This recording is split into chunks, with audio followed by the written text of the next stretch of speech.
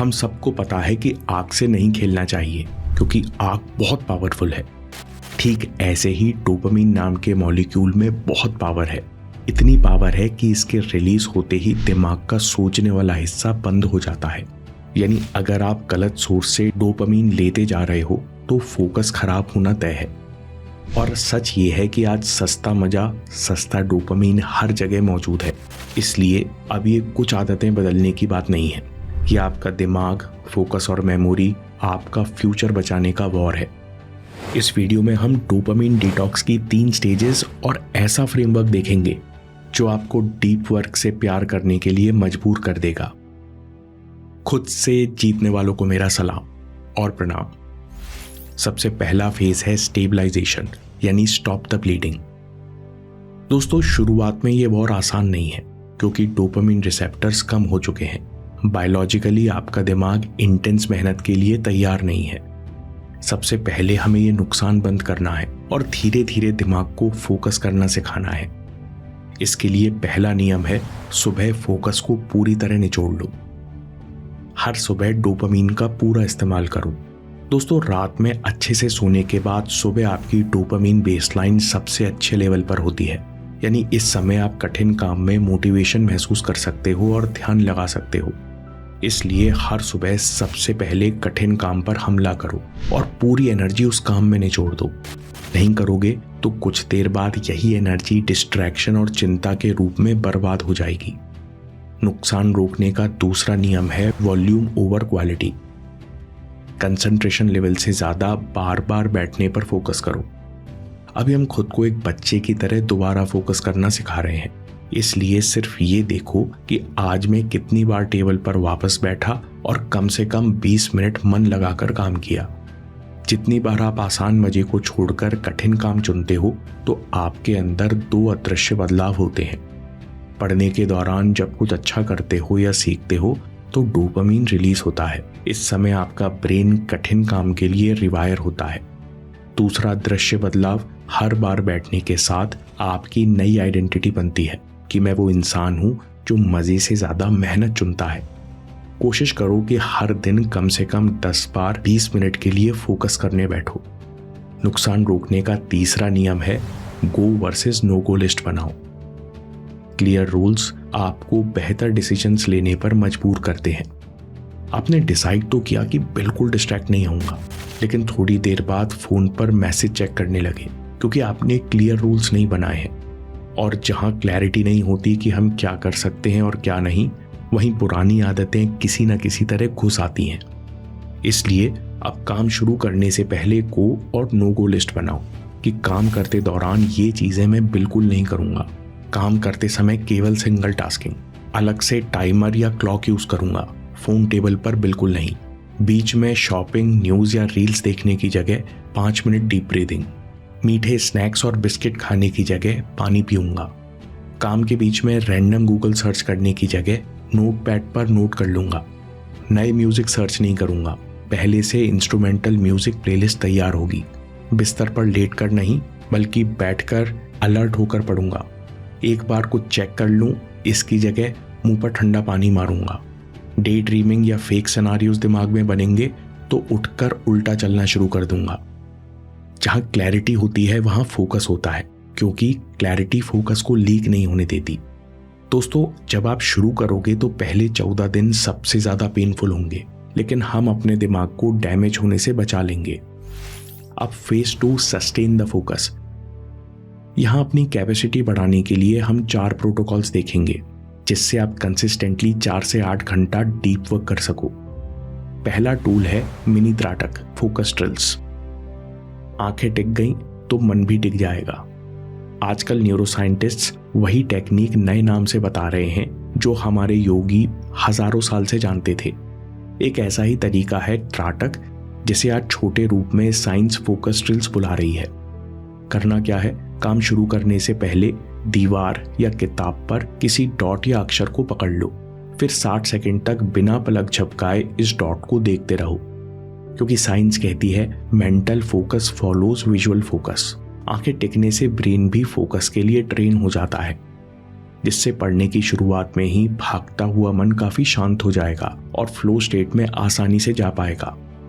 Focus build करने के लिए दूसरा टूल है 5 सेकंड लॉन्च फॉर प्रोक्रेस्टिनेशन। जब काम टालने का मन हो या कहीं से सस्ता डोपामिन लेने की तलब हो तो दिमाग से नेगोशिएट मत करो। गहरी सांस लो, सांस छोड़ते हुए 5 4 3 2 1 गो बोलो और गो बोलते ही खड़े हो जाओ।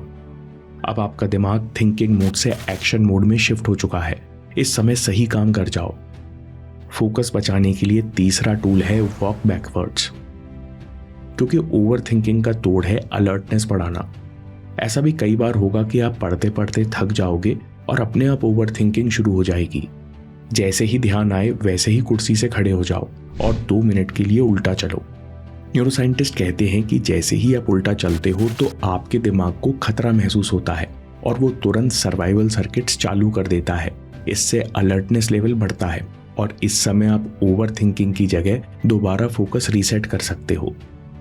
फोकस बिल्ड करने के लिए अगला टूल सबसे खास है NSDR द क्विक रीसेट, क्योंकि ये कम समय में एनर्जी रीसेट करता है। जैसे आपने सुबह के 3-4 घंटे डीप वर्क किया, अब आप पूरी तरह थक गए हो। इस समय आराम के लिए स्क्रोलिंग मत करो, ये फेक रेस्ट है। बस चुपचाप लेट जाओ, हेडफोन्स लगाओ और अगले 20 मिनट NSDR या योग निद्रा सुनो।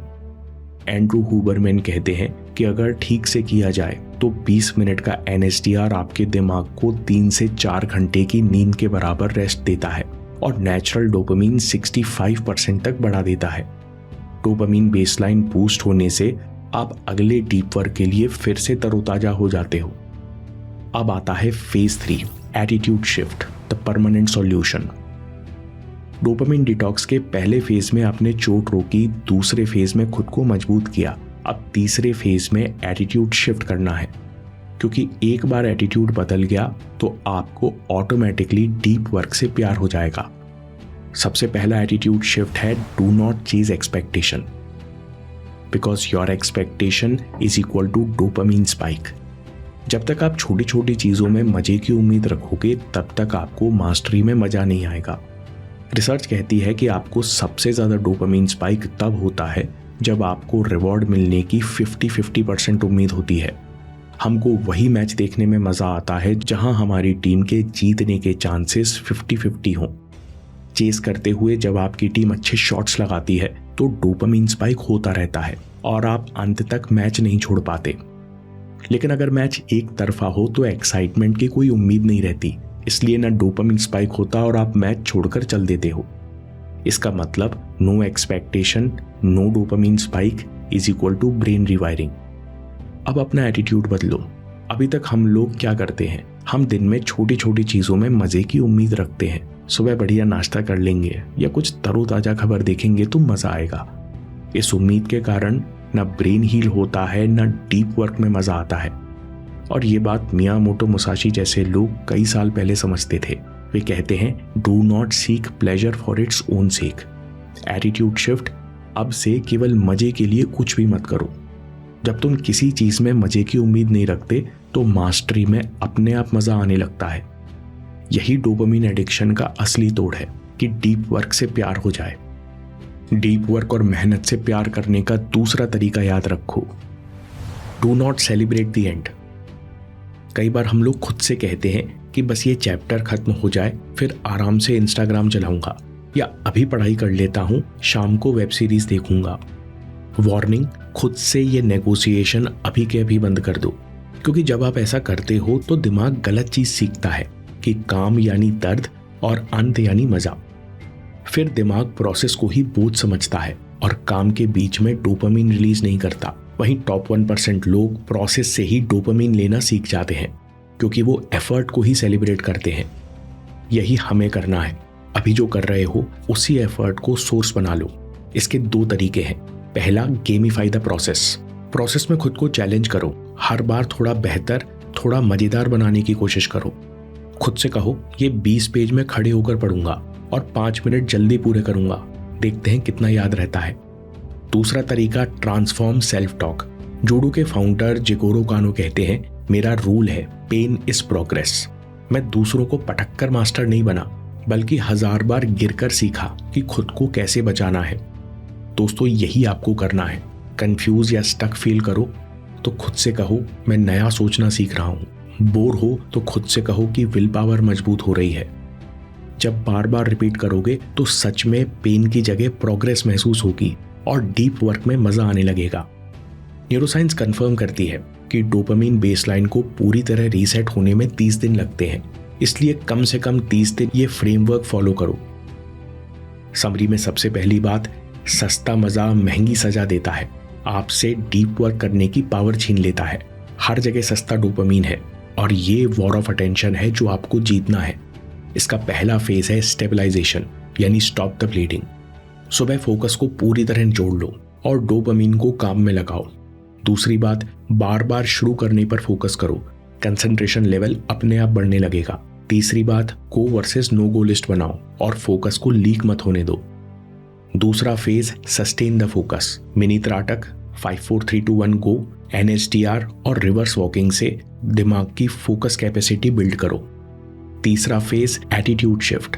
दूसरी चीजों में मजे की उम्मीद छोड़ दो, बल्कि एफर्ट को डोपामिन का सोर्स बना लो। सेल्फ टॉक बदलो, प्रोसेस में खुद को चैलेंज करो और गेम्स की तरह मजेदार बनाओ। दोस्तों, ये बहुत आसान नहीं है, कई बार गलती होंगी, इसलिए हिम्मत मत हारो, उठो और दोबारा हमला करो। स्वामी विवेकानंद जी की तरह संघर्ष करो। ये बात बहुत कम लोग जानते हैं कि स्वामी जी ने बचपन से मृत्यु तक संघर्ष किया और इसी संघर्ष ने उन्हें महान बनाया। अगले वीडियो में देखो अनटोल्ड स्ट्रगल्स ऑफ स्वामी विवेकानंदा। ये वीडियो आपके अंदर चैलेंजेस फेस करने की नई आग जला देगा। मैं काम के किस्से लाता रहूंगा। हिम्मत, हरकत, होशियारी, हम जीतेंगे।